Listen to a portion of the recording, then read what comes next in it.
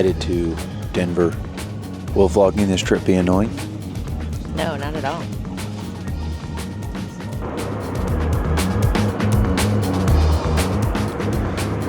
Book for the trip is Ruthless to Win by Jonathan Kaiser, which is going to be super cool. It's about a commercial real estate broker and his journey to selflessness, it looks like.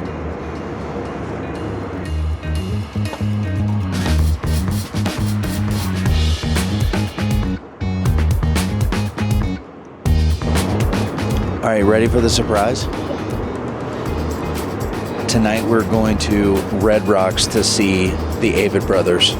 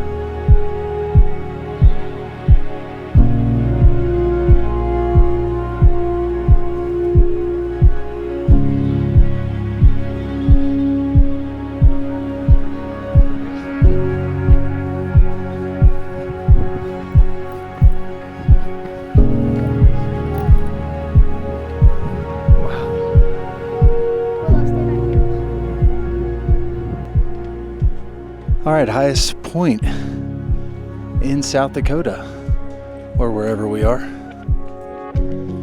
This is pretty wild, honestly. Very cool. Good job. Thank you. Way to go. Good job. Wills, proud of you, babe. Good job. Was it hard? Aves, proud of you. Thanks. Good job, babe. Lyles, way to go. What a hike, right? 3.3 to the top. We're seeing Mount Rushmore.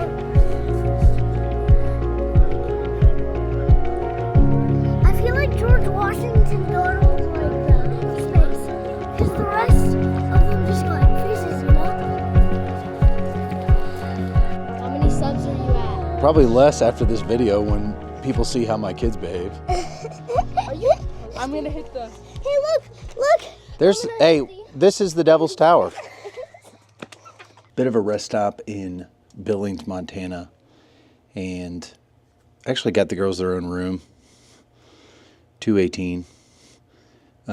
This was the best decision that I have made in a really long time. Because for young ladies, having your own bathroom and a little space is actually a game changer. So dads, listen up, provide a little margin before it gets crazy and people are cramped camping, etc., etc. So that's it. Let's check on them. Oh, hello, friend. How we doing? Good. Good? Okay. Aves, look alive. You're on the vlog. What's up, YouTube? I have zip medicine on, so let's go to the next. All right. I'll go to the next sibling. I thought it worked. Might not have. Lyles, how we doing in here? Good? You want to be in the vlog? No, I really don't. Please turn that camera away. Gotcha.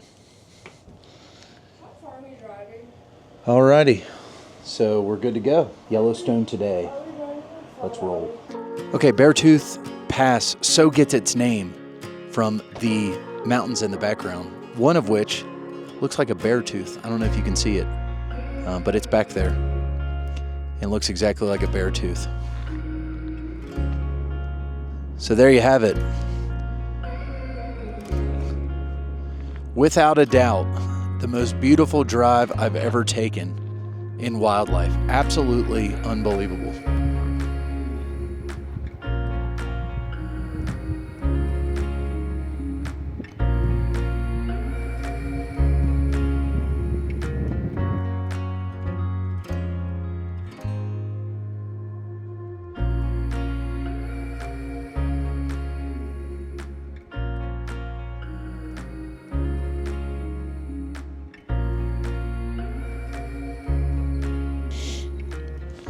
right, good morning, everyone, from the porch of the Roosevelt Lodge, coming at you live from Yellowstone. What's up, guys? Justin Ryder here.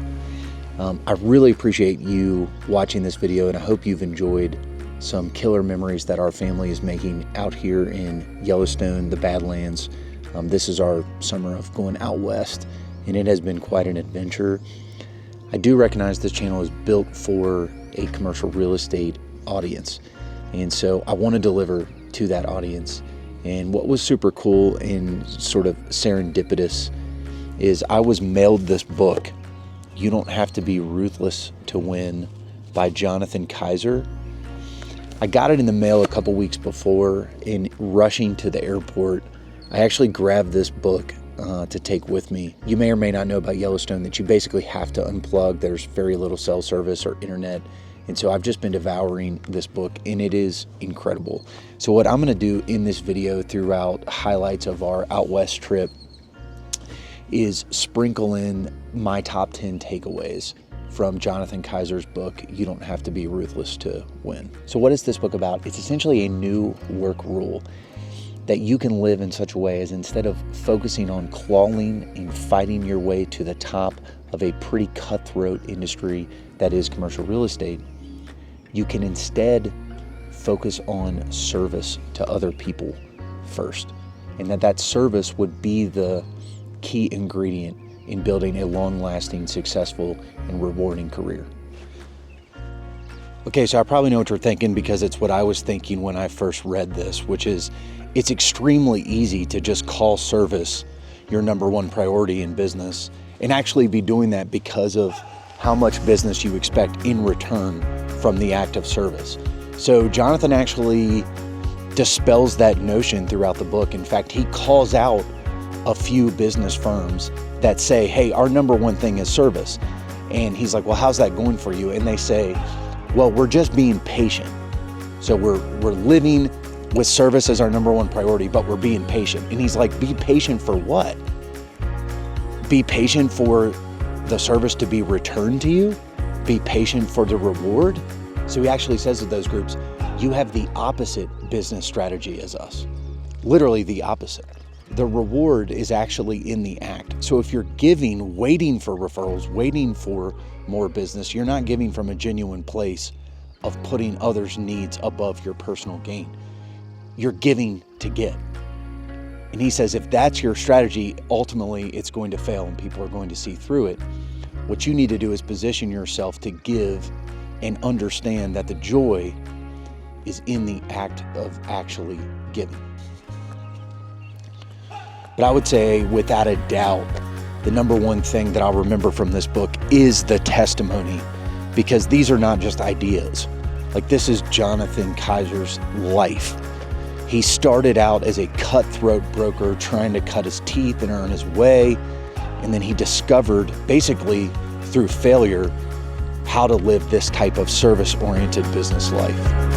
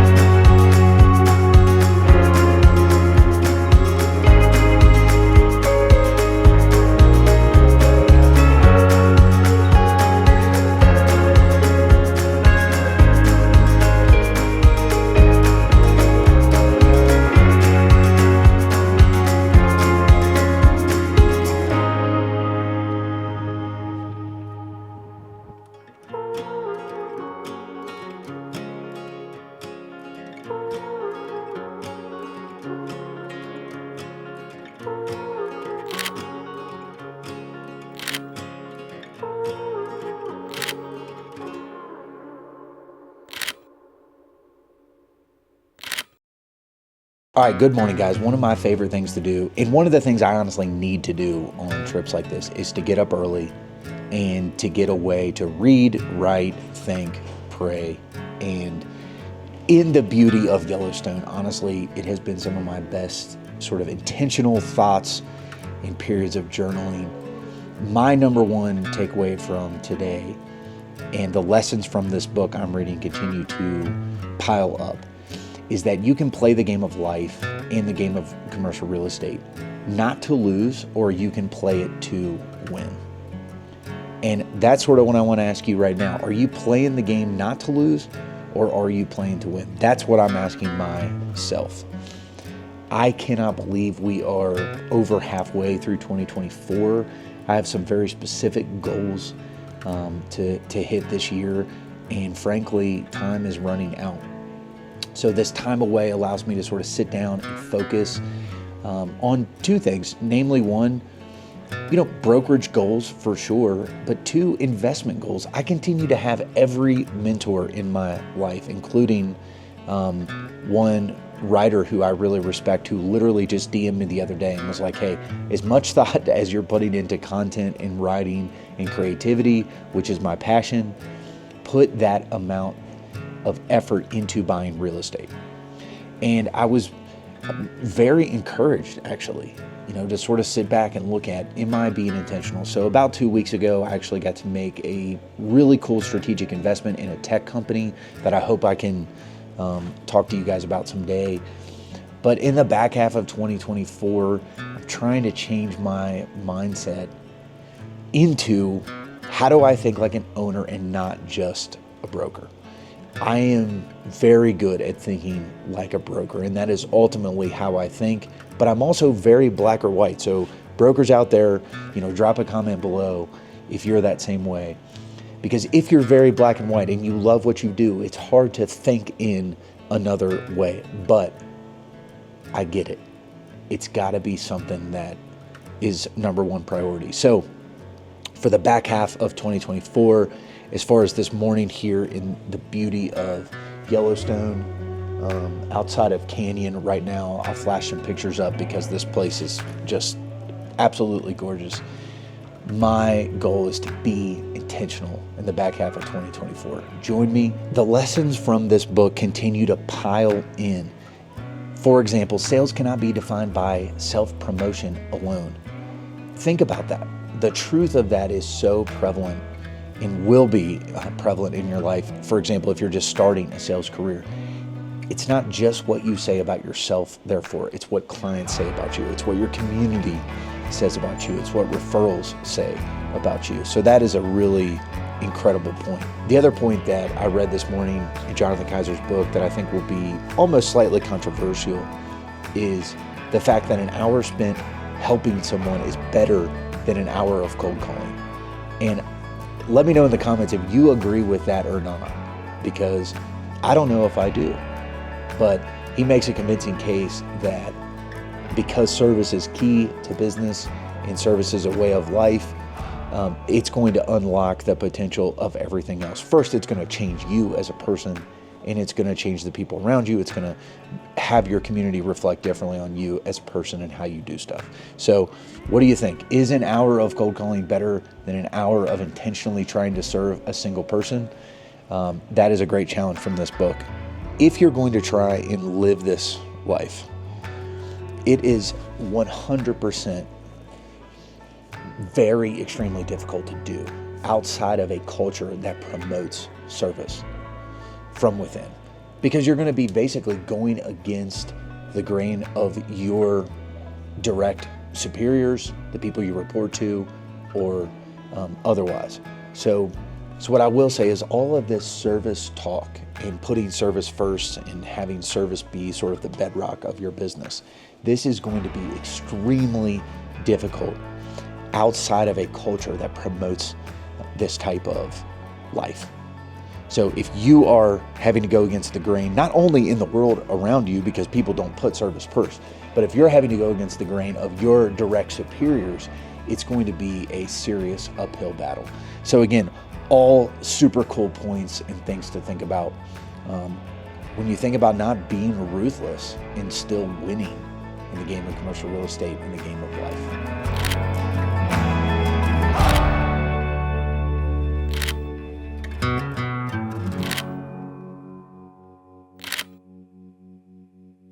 All right, one of the things I really like to do on vacations is buy funny hats and get my girls' reactions of them.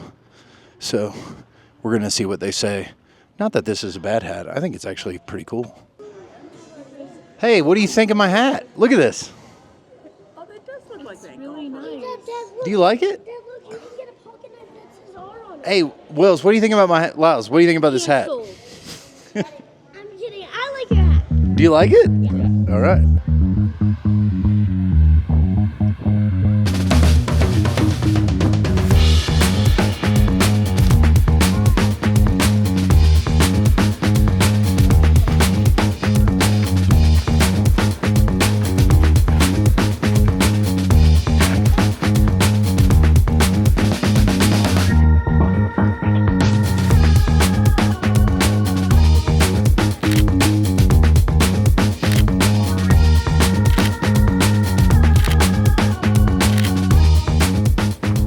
Time for final takeaways from this week. Super pumped to share with you all. And I would honestly say that if I'm taking away one thing, it's stress kinks the hose of creativity. Your creative thought, the ideas that you have for clients, what you actually get paid for, stress will kink that hose. So you have to put yourself in a position to be free of stress, whether it is to live above it, to understand work in its proper place, to hold it lightly or loosely, however you want to say it. But stress will kink the hose of creativity, and so you got to get rid of stress. Maybe take a trip out west.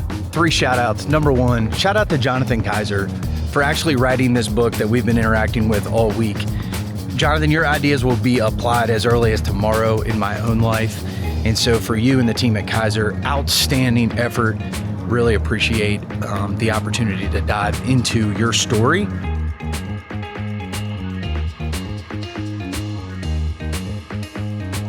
Shout out to my family, my in-laws, Tim and Krista. Your presence and planning made this trip what it was. My wonderful wife, Libby, and daughters, Ava, Lila, and Willow.